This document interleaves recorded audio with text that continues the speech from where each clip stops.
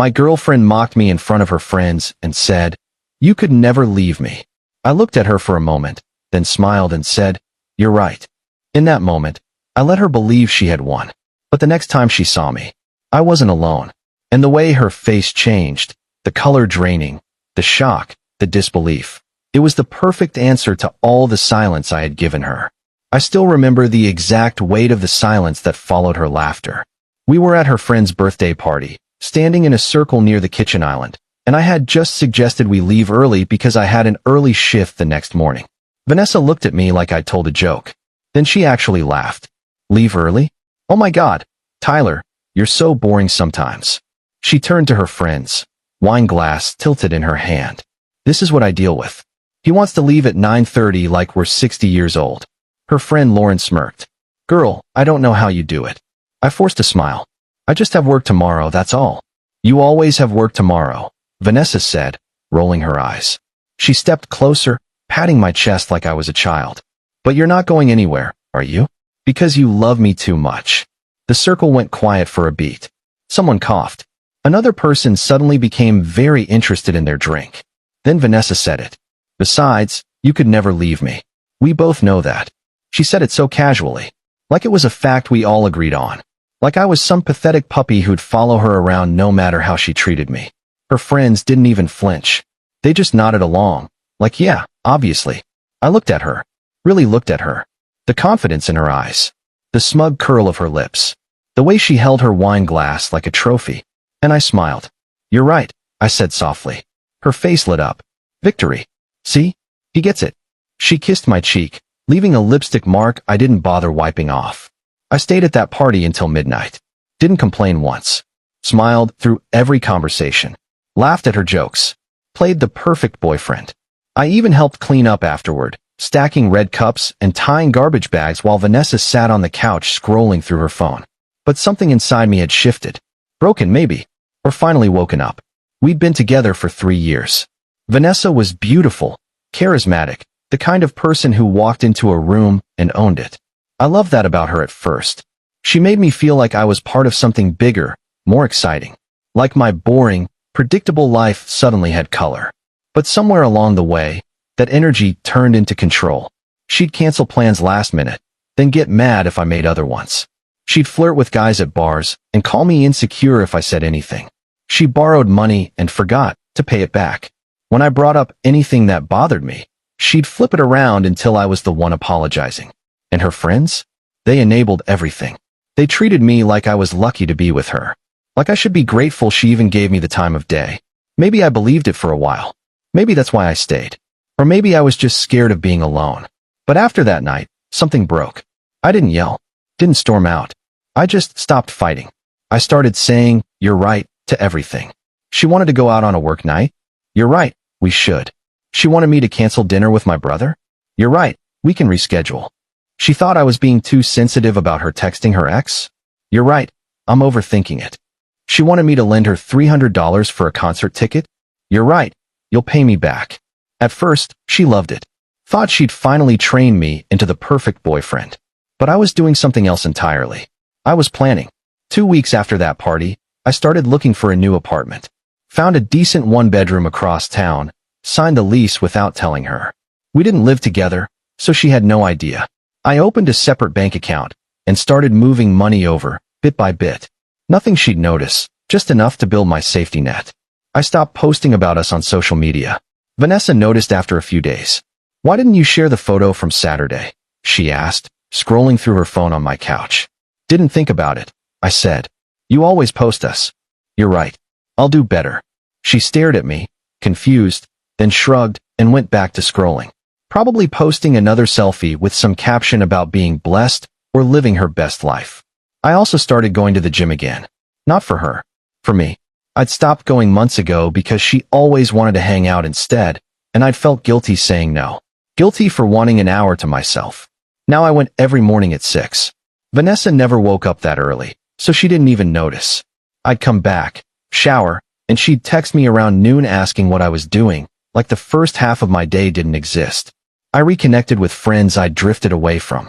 My buddy Jason invited me to a poker night, and I went. Vanessa called halfway through, annoyed I hadn't told her. Where are you? Jason's place. Poker night. You didn't tell me you were going out. You're right. I should have mentioned it, I said calmly. I'll be home later. You're being weird lately, she said. Am I? Yeah. But whatever. Have fun, I guess. She hung up. Jason looked at me across the table, cards in hand. Dude, you okay? Getting there, I said. He nodded slowly. About time, man. About damn time. 3 weeks in, I met Ava. It was at a coffee shop near my new apartment. I'd gone into work on my laptop, and she was sitting at the next table, sketching something in a notebook. Her hair was pulled back in a messy bun, and she had paint stains on her fingers. We made eye contact when she dropped her pen, and I handed it back. Thanks, she said, smiling. No problem. You come here a lot? She asked. I've seen you a couple times. Just started. Moved nearby. Same. Well, a month ago. Still finding my spots. We talked for 20 minutes. She was an illustrator, freelance, recently moved to the city for work. She was funny, easy to talk to, and didn't make me feel like I had to perform or be someone I wasn't. When I left, she said, "Hope I see you around." I smiled. Yeah, me too. I didn't think much of it at first. But over the next week, we kept running into each other. Same coffee shop, different times. We started sitting together, talking longer. She told me about her projects, her dreams of opening her own gallery someday. I told her about my work, my writing hobby I'd abandoned because Vanessa always said it was a waste of time. She asked about my life. Actually listened when I answered. Remembered details from previous conversations. I didn't tell her about Vanessa right away, but I didn't hide it either. When I finally mentioned I was in a relationship, Ava just nodded. Are you happy? She asked. No one had asked me that in a long time. Not really, I said. She didn't push. Didn't ask for details or try to fix it. Just said, you deserve to be. Those 4 words hit harder than anything Vanessa had said in months. By week 4, I was ready. I'd moved most of my important stuff to the new place. Changed my passwords. Paid off the last of our shared expenses. Told my family what I was planning. My mom cried, relieved. She'd never liked Vanessa, but had been too polite to say it. My brother said, finally. I was wondering how long you'd let her walk all over you. Vanessa still had no idea. On a Thursday night, she texted me to come over. Said she missed me. I almost laughed at the irony. I drove to her place, walked in with the keys she'd given me a year ago, and found her on the couch watching reality TV, a glass of wine in her hand. The apartment was a mess. Dishes in the sink, clothes on the floor. Hey babe, she said, not looking up. I sat down next to her. We need to talk, I said. She glanced over, annoyed. Can it wait? This is a good episode. No. She paused the TV, sighing dramatically. What? I'm done, I said. She blinked. Done with what? This. Us. The room went still. You could hear the fridge humming in the kitchen. A car alarm going off somewhere outside. Vanessa laughed. Okay, Tyler. What did I do now? Nothing new, I said. That's the problem. You're being dramatic. Maybe. But I'm still leaving. Her face changed. The amusement drained, replaced by confusion, then anger. You're serious? Yeah. You can't just. Tyler, what the hell? Where is this coming from? You told me I could never leave you, I said. I let you believe that. But you were wrong. She stood up, pacing. This is insane. You're insane. We're fine. We've been fine. We're not. We haven't been for a long time. So what? You're just gonna walk out? After 3 years? After everything we've been through? Yeah. What about the trip we planned? What about my sister's wedding next month? You already RSVP'd. You'll figure it out. You won't last a week without me, she said, voice rising. You need me. You're nothing without me. I smiled. The same smile I'd given her at that party. You're probably right, I said. I stood up, pulled the key off my keyring, and left it on the table next to her wine glass. Wait, Tyler, wait. We can talk about this. I'll change. I promise I'll do better. You won't, I said. And I'm tired of waiting for you to. I walked out. She didn't follow. Didn't chase me down the stairs or out to the parking lot. I think she was too shocked to move. Too used to me always coming back. Update 1. Vanessa called 17 times that night. Texted even more. You're making a mistake. We can talk about this. I'm sorry if I hurt you, okay? Just come back. Tyler, please. I love you. I didn't respond. By the next morning, the messages turned mean. You're pathetic. Good luck finding someone who puts up with you. You'll come crawling back. They always do. I hope you're happy being alone. I blocked her number. Her friends reached out too. Lauren sent me a long message about how I was breaking Vanessa's heart and throwing away something good. She said I was being selfish, immature, that every relationship has problems and you have to work through them. I deleted it without responding. Another friend, Becca, sent me, Vanessa's a mess. I hope you're happy. I was starting to be. My brother called that weekend. How you holding up? Better than I thought. I said. Good. You did the right thing. Don't second guess it. I'm trying not to. She's gonna try to get you back, you know? They always do. I know. Stay strong, man. The only person I told everything to was Jason. He came over to my new place, brought beer, and listened to the whole story. Man, I'm proud of you, he said when I finished. That took guts. Doesn't feel like it, I said. It never does.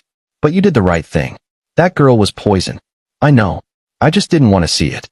We never do when we're in it. That's how they get you. We drank beer and watched basketball, and I felt lighter than I had in months. I started spending more time at the coffee shop. Ava and I became actual friends. She didn't ask about Vanessa, but I told her anyway one rainy afternoon. I ended it, I said. Ava looked up from her sketchbook. How do you feel? Lighter, I said. Scared, but lighter. She smiled. That's a good start. We kept talking. Started getting dinner sometimes, nothing formal, just two people enjoying each other's company. She showed me her art, the pieces she was working on for an upcoming show. I started writing again, something I'd given up years ago because Vanessa always said it was a waste of time, that I should focus on real career goals. It wasn't romantic. Not yet. But it was real. And that felt like enough. Update 2. 6 weeks after the breakup, Jason invited me to a gallery opening downtown. Ava was displaying some of her work, her first real show in the city. You should come, he said. Support your friend. I went. The gallery was packed. People milling around with wine glasses, examining paintings, talking in hushed tones. Ava's illustrations were incredible, bright and emotional and raw, the kind that make you feel something you can't quite name. There were pieces about loneliness, connection, new beginnings. One showed a person walking away from a shadowy figure, and I stood in front of it for a long time. I was still staring at it when I heard a voice behind me. Tyler. I turned. Vanessa. She was with Lauren and 2 other friends, all dressed up, holding wine glasses. They looked like they'd stumbled into the gallery by accident, probably bar hopping downtown. Her eyes went from me to the painting, then around the room. What are you doing here? She asked. Her voice was tight, controlled. Supporting a friend, I said. What friend? Ava walked up, smiling, a little flushed from talking to so many people. Hey, Tyler. Thanks for coming. It means a lot. She was wearing a blue dress, her hair pinned back, glowing with pride and excitement. She looked beautiful. I smiled back. Wouldn't miss it. Your work is amazing. Ava glanced at Vanessa, polite but confused. Hi, I'm Ava. Vanessa's face went white, then red, then something in between. This is, I started, but Vanessa cut me off. You moved on already? Her voice was sharp, shaking. It's been, 6 weeks? We're friends, I said calmly. Bullshit. Ava frowned, her expression cooling. I'm sorry, who are you? I'm his girlfriend, Vanessa said. Ex, I corrected. Ex-girlfriend. Vanessa looked at me, her expression crumbling.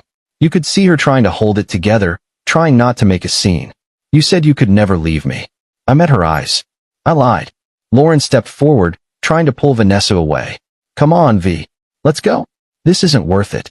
But Vanessa didn't move. She just stared at me, at Ava, at the space between us. This is why you left? She whispered. For her. No, I said. I left because of you. Because you made me feel small. Because you never respected me. Because every day with you felt like I was disappearing. Her face twisted. I loved you. You loved controlling me. There's a difference. Tyler. I'm done, Vanessa. I've been done. And yeah, maybe I met someone new. Someone who actually listens when I talk. Someone who doesn't make me feel like I'm lucky just to exist in her presence. That's not why I left, but it's proof I made the right choice. Vanessa left a few minutes later, dragging her friends with her. I saw Lauren glance back once, her expression unreadable. Maybe she finally saw what I'd been dealing with. Maybe not. Ava touched my arm gently. Ex. Yeah. She seems fun, Ava said dryly. I laughed. Actually laughed, the tension breaking like a dam. She thought she had me figured out, I said. Ava tilted her head. Did she? For a while? Not anymore. We stayed at the gallery until it closed, talking and laughing and celebrating her work. She introduced me to other artists, told them I was a writer. It felt good to be called that again, to be seen as something other than Vanessa's boyfriend. And for the first time in years, I felt like I was exactly where I was supposed to be. I never heard from Vanessa again. Her friends stopped reaching out. Social media went quiet. I didn't check to see what she was doing. Didn't care. Ava and I stayed friends for a while. Then one night, after a movie and too much wine, we kissed. It felt easy. Right. Like something that was supposed to happen. We took it slow. No rush. No games. No manipulation. Just two people figuring out what they wanted. And when people asked how we met, I'd smile and say, at a coffee shop.